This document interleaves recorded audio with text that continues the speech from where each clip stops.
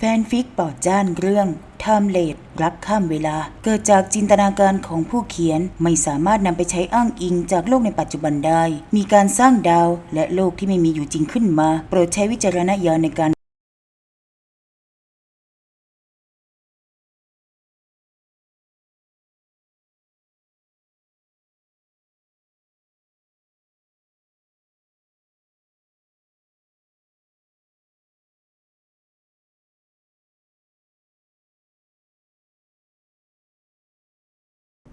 ฟิกปอจ้านรักข้ามเวลาตอนเพื่อนแท้เพื่อนรักไทยที่สนามบินเติ้ลคือเพื่อนสนิทของพีทเขามารอพีทที่เพิ่งจะลงเครื่องมาจากนั้นก็พาพีทมาส่งที่คอนโดเพนท์เฮาส์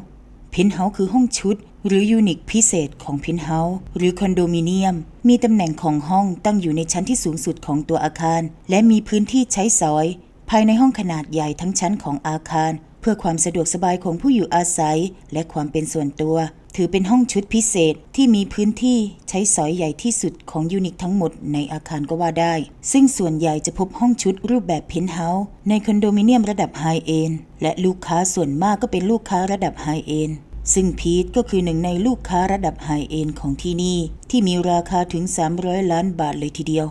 ลิฟต์เคลื่อนตัวมายังชั้นบนสุดของตัวอาคารพีทกับเติ้ลเดินออกมาจากลิฟต์และประตูหน้าห้องก็อยู่ที่หน้าลิฟต์พอดีพีทนำคีย์การ์ดมาเปิดประตูและเดินเข้ามาในห้องเขาตรงไปที่โซฟาตรงห้องโถงใหญ่พลางหงายหลังทิ้งตัวลงนอนทันทีเติ้ลก็เดินลากกระเป๋าเดินทางของพีทตามเข้ามาติดๆเป็นเพื่อนที่ทำทุกอย่างให้พีทเลยจริงๆแกหิวไหมนั่งเครื่องมา2 ชั่วโมงได้กินอะไรมาบ้างหรือยังเติ้ลถามด้วยความเป็นห่วงพร้อมกับเอากระเป๋าเดินทางวางไว้ที่ข้างๆโซฟาก่อนหากพีทยังไม่ได้กินอะไรเขาก็จะทำอะไรให้กินยังอะ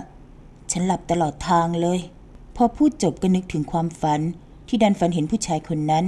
คนที่มาพร้อมกับหิมะแรกแค่ใบหน้าเขาลอยเข้ามาในความทรงจำแก้มขาวนวลก็ผลัดเป็นสีแดงกำเป็นอะไรไปวะหรือว่าหิวมากจนแก้มแดงเลยเหรอเต้นถามด้วยความสงสัยเขาสังเกตตั้งแต่ที่นั่งรถมาด้วยกันแล้วว่าพีทดูผิดปกติไปเปล่าไม่ได้เป็นอะไรพูดไปมือก็กุมแก้มทั้งสองข้างไปด้วยจู่ๆแก้มมันก็ร้อนเผาขึ้นมาซะงั้นไม่อยากจะเชื่อเลยว่าคนที่มาพร้อมกับสายลมคนนั้นจะทำให้พีทจดจำได้ถึงขนาดนี้มีอะไรดีๆใช่ไหมเนี่ย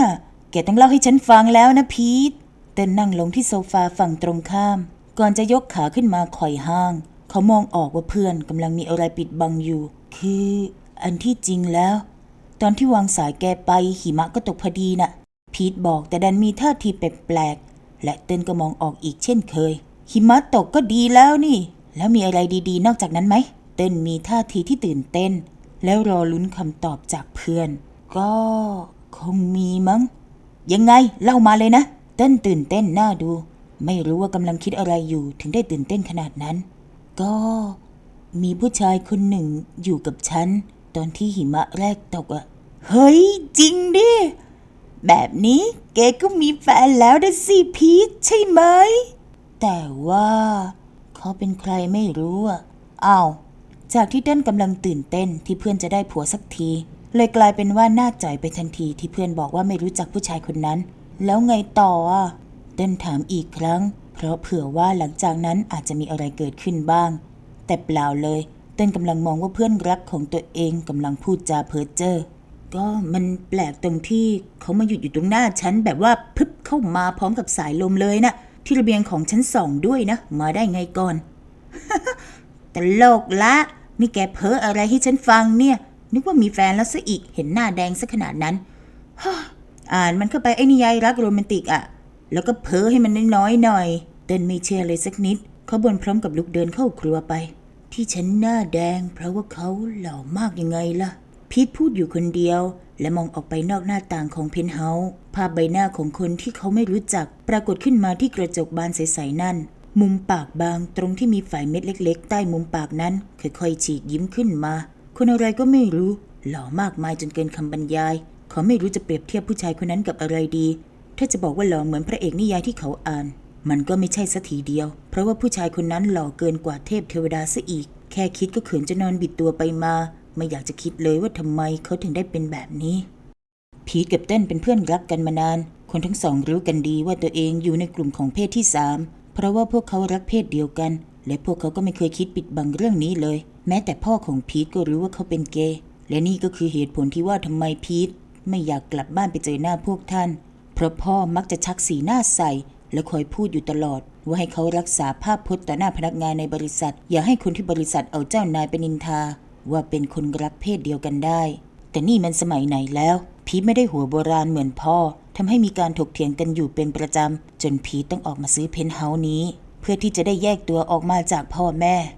ก็นะเขาอายุ32แล้วไม่ใช่เด็กๆสักหน่อยพ่อแม่ก็อยากให้แต่งงานมีลูกหลานแต่เขาดันไม่ชอบผู้หญิงพ่อก็เลยหาคู่มาให้ดูตัวอยู่เป็นประจำพีทลุกจากโซฟาและเดินมาที่ห้องนอนหงายหลังทิ้งตัวลงตรงปลายเตียงขาห้อยลงข้างเตียงสองแขนพาดสูงเหนือหัวเหนื่อยจังเขาบ่นเบาๆก่อนจะอ้าปากหาวคิดถึงพ่อกับแม่ทีไรก็เบื่อหน่ายขึ้นมาทุกทีอยากจะพักหรือเปล่าฉันจะได้กลับไปก่อนเดินตามมาถามด้วยความเป็นห่วงเขาเพิ่งจะทำอาหารเสร็จทีแรกว่าจะมาตามไปกินข้าวแต่เห็นพีทหาวเลยอยากให้พักผ่อน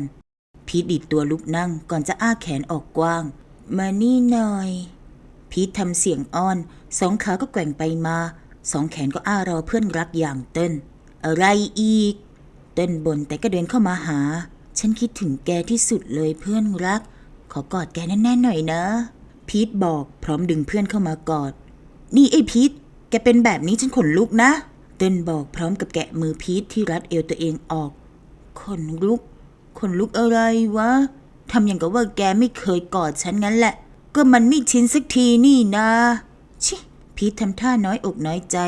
พลางงอนหันหน้าหนีเพื่อนเสียงมือถือของเติ้ลดังขึ้นพอดีทำให้ความสนใจของทั้งสองคนอยู่ที่มือถือเครื่องนั้นพีทเองก็ปิดมือถือด้วยก็เลยกลัวว่าพ่อจะโทรมาตามผ่านเบอร์ของเติ้ลแฟนฉันเองขอตัวรับสายก่อนนะพอได้ยินเติ้ลบอกแบบนั้นพีทก็ค่อยโล่งอกไปหน่อยดีแล้วที่ไม่ใช่พ่อของเขาเพราะถ้าใช่มีหวังได้ฟังเสียงบ่นจนหูชาแน่ๆเพราะว่าพรุ่งนี้พีทยังมีประชุมอีกด้วยตอนเช้าแต่เขาดันไม่กลับบ้านเติ้ลคุยโทรศัพท์เสร็จก็เดินมาหาพีทฉันกลับก่อนนะพอดีว่าแฟนฉันบอกว่าจะพาไปหาพ่อกับแม่เขานะอิจฉาคนมีแฟนจังพีทเอ่ยแซวไม่เอาหน้าแกอย่าทำหน้าแบบนั้นดิฉันไม่เป็นไรหรอกนะขับรถกลับดีๆแล้วกันโอเคฉันทำของอร่อยไว้ให้แกกินอย่าลืมกินด้วยล่ะโอเคขอบใจนะฉันไปนะบายบายคนทั้งสองยกมือบอกลากันพอเติ้ลเดินออกไปแล้วพีทก็ทิ้งตัวลงนอนตามเดิมเขามองดูเพดานห้องแต่ดันเห็นใบหน้าของผู้ชายคนนั้นอีกแล้วเสียดาย